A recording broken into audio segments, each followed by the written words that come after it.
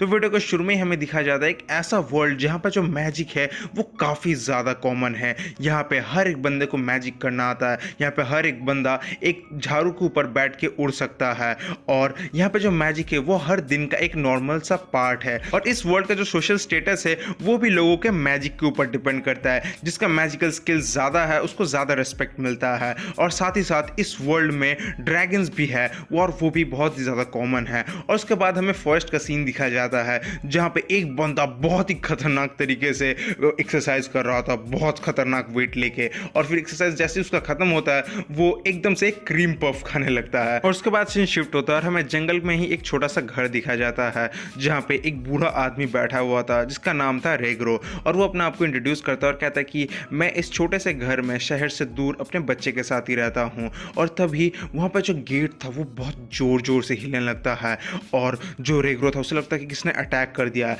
लेकिन तभी वहाँ पे आता है माश, उसी का लड़का। और ये वही बंदा है जो कि सुबह जिम कर रहा था, वो भी जंगल में और वो भी खतरनाक तरीके से। और वो बंदा पूरा गेट को ही तोड़ के अंदर घुस जाता है। जो देखने के बाद जो रेग्रो था वो कहते हैं कि क्या तुम गेट को ऐसे खोले क्यों नहीं, तुमने ऐसा तोड़ क्यों दिया। और तभी जो मैश था वो कहता है कि बस मुझे ये याद नहीं था कि मुझे पुल करना था या पुश करना था। जो सुनने के बाद रेग्रो का दिमाग और ज़्यादा खाली हो जाता है। लेकिन तभी जो वहाँ पे मैच था वो कहता है कि लेकिन पापा अब चिंता मत करो, मैं इसे ठीक कर दूंगा। और फिर वो गेट को लेकर वहाँ से निकलने जाता है लेकिन वो गेट को सीधा तरीके से पकड़ता ही नहीं है, वो एकदम से टेढ़ा करके पकड़ता है जिसकी वजह से वो निकलता ही नहीं है। और वो कंटिन्यूसली प्रेशर देता है जिसकी वजह से जो गेट का वुड था वो भी टूट जाता है। जो देखने के बाद उसका पापा एकदम होपलेस हो जाता है। और फिर जो रेग्रो था वो मैच से पूछता है कि क्या आज तुमने अपना फिजिकल ट्रेनिंग किया है। और जो मैच था वो भी कहता है कि हाँ पापा मैंने कर लिया। लेकिन फिर वो अपने पापा से एक क्वेश्चन पूछता है और वो है कि पापा आप मुझे हमेशा फिजिकल ट्रेनिंग ही क्यों कराते हो, क्या मैं किसी और चीज़ के लायक नहीं हूँ। लेकिन जो रेग्रो था वो कुछ बोलता नहीं और अपने मन ही मन सोचता है कि मैं ये कराना तो नहीं चाहता लेकिन तुम मैजिक नहीं कर सकते, तुम एक ऑर्डिनरी आदमी जैसा नहीं हो, तुम ये मैजिकल स्किल एक्वायर ही नहीं कर सकते। इसीलिए फिजिकल ट्रेनिंग ही एकमात्र चीज़ है जिसकी वजह से कि तुम स्ट्रांग बन सकते हो। और उसके बाद जो रेग्रो था वो बाहर जा रहा था किसी काम के लिए और वो मैश को बार बार बोल के गया कि तुम सिटी में बिल्कुल भी नहीं जाना मेरे बगैर। लेकिन जो मैच था जैसे ही उसका पापा वहाँ से बाहर जाता है वो एकदम से हुड वुड पहन के सिटी के लिए निकल जाता है। और जैसे ही वो सिटी में पहुँचता है वो देखता है कि जितने भी लोग हैं वो हर एक काम मैजिक के द्वारा कर रहे हैं। और फिर मैच एक बेकरी में जाता है जहाँ पर जाके वो कुछ क्रीम पफ्स ऑर्डर देता है। लेकिन वो इतना ज़्यादा एक्साइटेड हो जाता है कि वो कॉइन को अपने मुट्ठी में एकदम बंद कर लेता है जिसकी वजह से जो कॉइन था वो पूरी तरीके से पिचक जाता है। लेकिन तभी वो फिर से अपने हाथों से उसको एकदम सीधा कर देता है। और ये सब देखने के बाद ही जो वहाँ पे बेकरी में लोग था वो एकदम बावला हो जाता है। वो कहते हैं कि ये क्या हुआ जस्ट मेरे आंखों के सामने। और उसके बाद ही वो अपना जो क्रीम पफ है वो लेके निकल जाता है। लेकिन तभी हवा के झोंके की वजह से उसका जो हुड था वो नीचे गिर जाता है और अचानक से जितने भी लोग थे सब उसकी तरफ घूरने लगते हैं एज इफ उसने कुछ बहुत ही गलत काम कर दिया हो। और उसके बाद सीन एकदम से शिफ्ट होता है और हमें एक अननोन सा आदमी को दिखाया जाता है जो कि न्यूज़ पढ़ रहा था जहाँ पे बताया गया था कि जो स्कूल ऑफ मैजिक है उसमें जो टॉप किया है उसका नाम है राइने। और उसी तरफ वो हमें दिखाया जाता है कि वो एक बंदा को कैद करके रखा है क्योंकि उसने कुछ क्राइम किया था, लाइक उसने कुछ चुरा लिया था। और जैसे ही वो बंदा उसको पनिश करने के लिए जाता है अचानक से उसका फ़ोन रिंग होता है और फिर वो एकदम से जाकर अपना फ़ोन उठाता है और तभी उसको कोई तो मैसेज देता है कि जो सिटी है उसमें एक ऐसा बंदा को स्पॉट किया गया है जिसके शक्ल में कोई भी मार्क नहीं है। और अगर अब तक तुमने ध्यान से देखा होगा तो जितने भी लोग हैं सिटी में सबके शक्ल में कोई ना कोई तो एक मार्क है, लेकिन जो मैश है उसके शक्ल एकदम क्लियर है और उसके शक्ल में कोई भी मार्क नहीं है। और उसके बाद सीन फिर से मैश की तरफ आता है जहाँ पे वो अपना क्रीम पफ खा रहा था और आराम से चल रहा था। लेकिन तभी उसके सामने धक्का लग जाता है एक आदमी के साथ और तभी वो देखता है कि वो आदमी और कोई नहीं बल्कि एक पुलिस ऑफिसर है, एक मैजिक पुलिस है जो कि बहुत ज़्यादा ड्रंक था। और वो मैश का क्रीम पफ को फेंक देता है क्योंकि उसका क्रीम थोड़ा सा उसके यूनिफॉर्म में लग गया था जिसकी वजह से वो एकदम गुस्सा हो जाता है। और तभी जो मैच था वो एकदम से उसका यूनिफॉर्म पकड़ता है और एक ही झटके में उसका पूरा यूनिफॉर्म ही फाड़ देता है और कहता है कि सर मैं ये आपके लिए धोखे ला दूंगा। जो देखने के बाद वो और ज़्यादा पागल हो जाता है। लेकिन तभी वहाँ पे एक दूसरा मैजिक पुलिस आ जाता है जिसका नाम था ब्रैड और वो मैच की तरफ देखता है और नोटिस करता है कि यही वो अनमार्क्ड बंदा है जो कि रिपोर्टेड हुआ है।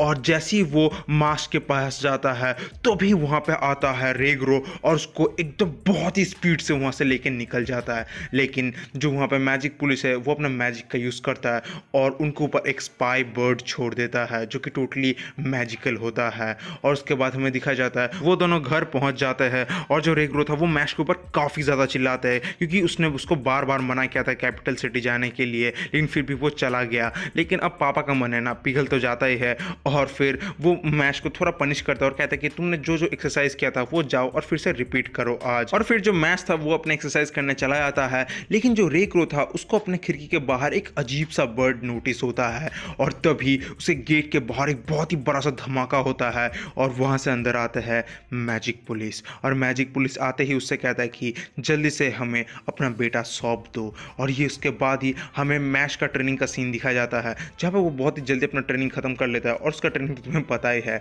और जैसे वो घर के तरफ आ रहा था उसको घर के बाहर से आवाज़ सुनाई देता है जहाँ पे जो मैजिक पुलिस था वो उनके पापा को एकदम चोक कर रहे थे। और जो मैजिक पुलिस थे वो लोग बता रहे थे कि कैसे जो मैश है उसके शकल में अभी भी एक भी मार्क नहीं है, जिसका मतलब ये है कि उसको मैजिक नहीं आता और हम ऐसे बंदे को इस वर्ल्ड में जिंदा नहीं रहने दे सकते। और उसके बाद ही जो वहाँ पे पुलिस थे वो उसको और ज़्यादा पीटता है। जो रेग्रो था उसको बहुत सारा टॉर्चर करता है, लेकिन जो रेग्रो था वो फिर भी मैश के बारे में कुछ भी नहीं बताता। वो अपने मन में ठान लेता है कि कुछ भी हो जाए वो अपने बच्चे के बारे में कुछ भी नहीं उगलने वाला था। फिर जो रेग्रो था वो अपने बचपन के बारे में याद करता है कि कैसे बचपन से उसको छोटा छोटा काम, छोटा छोटा मैजिक बिल्कुल भी नहीं आता था और वो काफ़ी ज़्यादा वीक था, जिसकी वजह से उसे हमेशा हमेशा बहुत ज़्यादा लोगों से बातें सुनना पड़ता था। इवन जब वो एक यंग एडल्ट बना तब भी उसको कोई भी पसंद नहीं करता था और उसे सब कोई एकदम हेट ही करते थे। और ऐसे ही दिन बढ़ते जाते हैं और एक दिन जो रेग्रो था वो डिसाइड करता है कि वो अपना लाइफ ही ख़त्म कर देने वाला है, इसलिए वो एक बहुत ही ऊंचे जगह से जंप मारने वाला था। लेकिन जैसे ही वो जंप मारता उसको एक बच्चे की रोने की आवाज़ सुनाई देता है और वो वहाँ पर जाता है और नोटिस करता है कि एक बच्चा को अबैंडन कर दिया है क्योंकि उसके ऊपर मार्क नहीं था, जिसका मतलब ये था कि वो मैजिकल पावर यूज़ नहीं कर सकता। और उसके बाद जो वहाँ पर रेग्रो था वो उस बच्चे को अडॉप्ट कर लेता है और उसे हर एक किस्म का प्यार देता है। और फिर सीन प्रेजेंट में आता है और वो जो रेग्रो था वो बताता है कि भले ही ये बच्चा मेरे ब्लड से रिलेटेड नहीं है लेकिन ये बच्चा मेरे लिए मेरा पूरा दुनिया है। और तभी वहाँ पे वो पुलिस आता है और रेग्रो को बहुत ज़्यादा मारता है, उसको ऊपर कंटिन्यूस लात मारते ही रहता है। लेकिन तभी वो जो रेग्रो था उसे पता चल जाता है कि शायद जो मैश है वो इधर आ चुका है और वो चिल्लाता है कि मैश भागो, तुम यहाँ पे मत रहो, मैश भागो।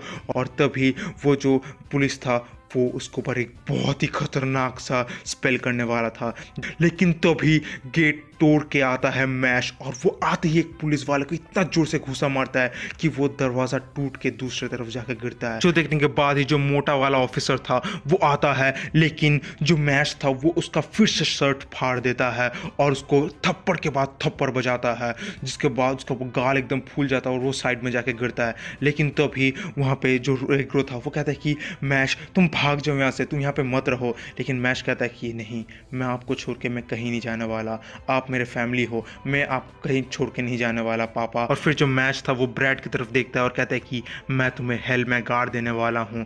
और तभी वो जो ब्रैड था वो हंसता और कहता है कि क्या तुम मेरे को हेल में डालोगे, तुम्हें तो मैजिक यूज़ करना भी नहीं आता। और तभी वो मोटा वाला बंदा कहता है कि जो ब्रैड है वो bureau of magic security force में था और ये काफ़ी खतरनाक है।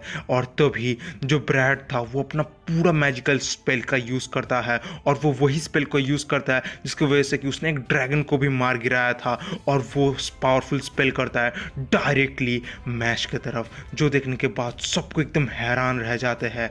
लेकिन जैसे ही धुआं हटता है जो ब्रैड था वो देखता है कि जो मैश है वो उधर ही खड़ा रहता है और मैश को ये फील होता है कि उसने ये जो खतरनाक स्पेल है उसको बस एक थप्पड़ मार कर हटा दिया और उसको कोई फर्क नहीं पड़ा, इवन एक स्क्रैच तक नहीं आया। वो फिर से और एक पावरफुल स्पेल यूज़ करता है, लेकिन जो मैश था वो फिर से उसको एक थप्पड़ मार कर हटा देता है। वो कंटिन्यूअस पावरफुल स्पेल यूज़ करते रहता है, लेकिन जो मैश था वो हर एक स्पेल को डॉज करता है और हर एक स्पेल को ऐसे ट्रीट करता है कि मानो वो एक फुटबॉल है और कोई मैजिकल स्पेल नहीं है। जो देखने के बाद वो सब लोग एकदम घबरा जाते हैं। और उसके बाद ही जो मैश था वो नीचे से एक मैजिक स्टिक उठाता है और उसी तरफ जो ब्रैड था वो अपना सबसे पावरफुल मैजिकल स्पेल यूज़ करने वाला था, लेकिन जो मैश था वो मैजिकल स्टिक को लेता है और बहुत ही स्पीड से ब्रैड की तरफ फेंकता है, जिसकी वजह से उसका जो मैजिकल स्किल था वो भी एकदम टूट जाता है और साथ ही साथ उसके गाल में भी एक बहुत बड़ा स्क्रैच आ जाता है। जो देखने के बाद ही जो रेग्रो था वो एकदम सरप्राइज हो जाता है, लेकिन फिर उसे ये भी रियलाइज़ होता है कि इस बार तो उसने इसको हरा दिया, लेकिन बार बार ये नहीं हो पाएगा। और तभी वहाँ पर जो ब्रैड था वो हंसने लगता है और कहता है कि हाँ तो क्यों ना हम एक डील कर ले, मैं तुम्हें अपना लाइफ ढंग से जीने दूंगा, लेकिन उसके बदले में तुम्हें मेरे लिए एक काम करना होगा। पूरे साल में इस कंट्री में एक बार एक ऐसा चीज़ होता है जहाँ पे एक एक्सेप्शनल स्टूडेंट को जो गॉड है उसका खुद का दान माना जाता है और उसे कहा जाता है डिवाइन विशनरी। और इसको पाने के लिए तुम्हें मैजिक स्कूल में एनरोल करना होगा और उसमें से टॉप करना होगा, तभी जाकर जो गॉड है वो तुम्हें चूज़ करेंगे और वो तुम्हें एक्सेप्ट करेंगे। जिसका मतलब ये होगा कि तुम्हें सोसाइटी भी एक्सेप्ट करने वाला है और कोई भी प्रॉब्लम नहीं होगा। लेकिन उसके बदले जो भी तुम्हारा फॉर्च्यून होगा वो सब मैं लूँगा, जो भी तुम्हें पैसा कमाओगे वो सब मैं लूँगा। और ये सब सुनने के बाद ही जो रेग्रो था वो मैश को मना करता है कि ऐसा इसका बात मत मानो, लेकिन जो मैश था वो उसका डील को स्वीकार कर लेता है और कहता है कि मुझे एक नॉर्मल लाइफ एकदम पीसफुली जीना है और उसके लिए मैं कुछ भी करने को तैयार हूँ, और वैसे भी मेरा मोटिवेशन सबसे ज़्यादा हाई है। और उसके बाद सीन शिफ्ट होता है और हमें दिखा जाता है कि जो मैच था वो चला जाता है उस मैजिक स्कूल की तरफ, और इस बार वो अपने शक्ल में एक फेक मार्क लगा के आया था और वो एकदम से अपना मुट्ठी की तरफ फोकस करता है और कहता है कि मैं इस मैजिक स्कूल को अपने मुट्ठी से जीतूंगा। तो गाइस इसी के साथ ही एपिसोड खत्म होता है।